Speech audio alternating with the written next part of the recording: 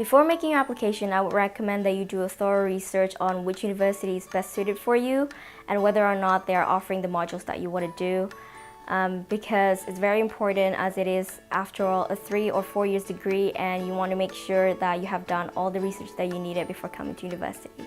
It's really important for students to research entry requirements before they apply, just to ensure that they are making realistic and appropriate choices. It's obviously really important that students are applying for courses where they can meet those entry requirements and where those requirements are consistent with the grades that they're being predicted by their school or college.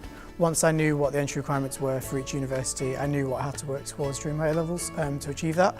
I also looked at what the universities taught and how they taught it. So, for example, doing accounting and finance at one university was completely different to how it was being taught at another university. Before coming to university, my school hosted a lot of educational fairs, and the University of Manchester was one of the universities who came directly to my hometown and explained to me the modules that they are offering, the city of Manchester itself, and it was very helpful because at that time I couldn't travel to United Kingdom, and I was able to answer a lot of questions that I have in mind, such as tuition fees, accommodation. I think it's really important for students to visit the universities that they're applying to.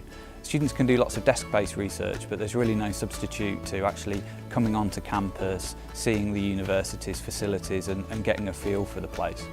Before making an application, I visited the University of Manchester on their open days. I was given a campus tour by student ambassadors.